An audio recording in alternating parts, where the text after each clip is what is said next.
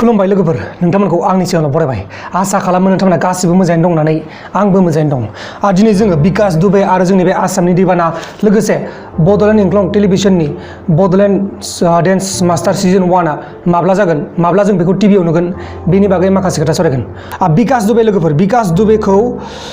सासे बाहुबली होनबाबो जेबो लस जाया बेखौ बाहुबली होनगासिनो दं निउस मिडियायाव बेनिखायनो आंबो होननाय जादों बे माने सासे खनसेनो 9 पुलिसफोरखौ सिलिंखार खालामदोंमोन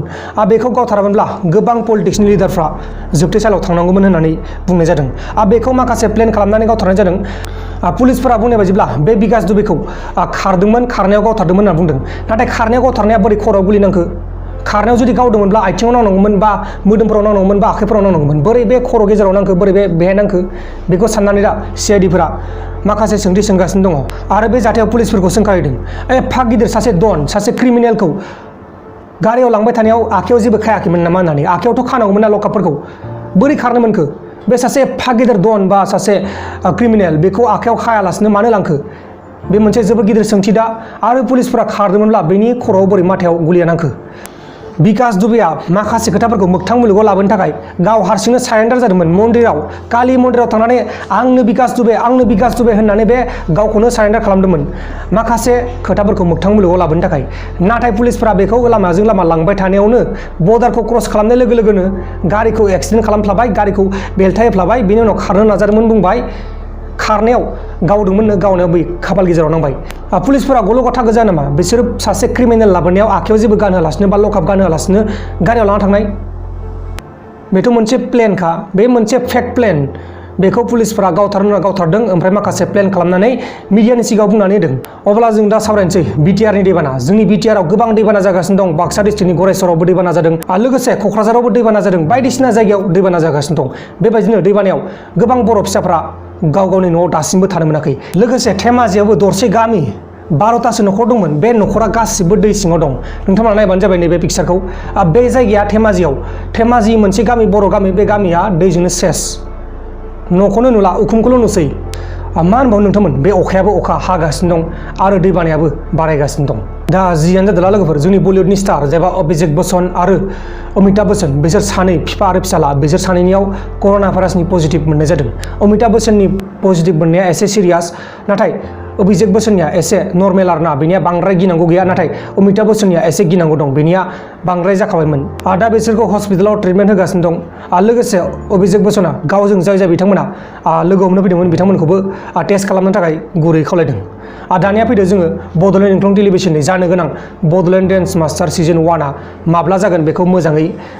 मिथिना लानि बेखौ जोङो मोजाङै मिथिना लानि गिबियावनो आङो फन खालामनांगोन आदा राजेनखौ आं गिबियावनो आदा राजेननो फन खालामनि आदा राजेना फनखौ रिसिभ खालामना नायनि फन रिसिभ खालामबाथाय मिथिबाय आरो फन रिसिभ खालामाबाथाय मिथिनाय नंलिया बिथाङा आंनो मैया मेसेजाव बुंदोंमोन फना नांबाय दं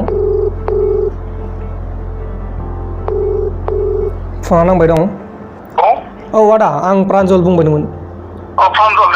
औ आदा नोंसोरनि बे बड'लेण्ड डेन्स मास्टार सिजन 1आ माब्लानिफ्राय जागायगोन बेयो 19 सेप्तेम्बराव जोङो ट्रायल राउन्डखौ होगोन 19 सेप्तेम्बर 19 सेप्तेम्बर ओमफ्राय बे भट राउन्डआ 1 डिसेम्बर बे होगादोंना बे एप्रेसाव औ माने आंबो भिडिअ बानायदोंमोन नालाय ओमफ्राय दाबो भिडिअ खालामगासिनो दं आदानि रेकर्डिंखौ होनो हागोन ओमफ्राय बेखौ टिभिआव नुनाय जागोन ना औ टिभिआव नुगोन मा चेनेलाव होनदोंमोनलाय जोङो लकेल टिभिफोरखौ बे केबलफोरखौ नाजाजोबदों डिजिटेल अल अभार इन्डिया जागोन बे केबलफोराव ओमफ्राय बे माबायाव मा होनो निउस लाइभफोराव नायनि डिवाइ नायनि जोंनो बेसेबां माबा होयो कभारेज खालामो माने जोङो प्रग्रामखौ फानगोन आरो दूरदर्शनबो रायलायनो नागिरदों दूरदर्शनावबो बियो डिसेम्बरनिफ्राय जागोन आरो बे टिभिफोराव नुनाया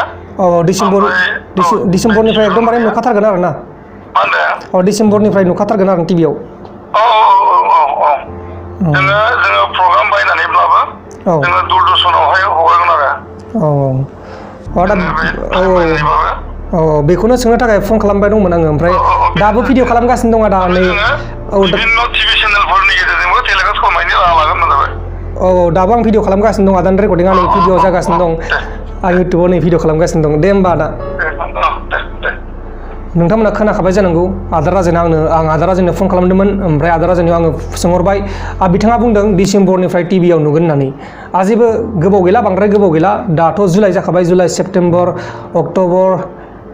नभेम्बर डिसेम्बर बांद्राय गोबाव गैला मास मोनथाम बा मास मोनब्रैफोर दं बेखिनिनि उनावनो जोङो बड'लेण्ड डेन्स मास्टार सिजन 1खौ टिभिनि गेजेरजों नुसिगोन आं बेखौ दानो सोंथ'वामोन नाथाय नोंथांमोना आंनिफ्राय कमेन्ट बक्सआव गोबाङानो हरगासिनो दंमोन दा बेनिखायनो आं बे कुइसनखौ सोंनाय जादों आदा राजेननियाव दा जियानो जादोंला लोगोफोर दिनैनि भिडिअखौ फोजोबनायनि समा जानानै फैबाय आरो लोगोफोर दा बेलासियाव मोनसे रादाब फैगासिनो दं बेलासिनि रादाब नोंथांमोना नायबानो जाबाय बाय बाय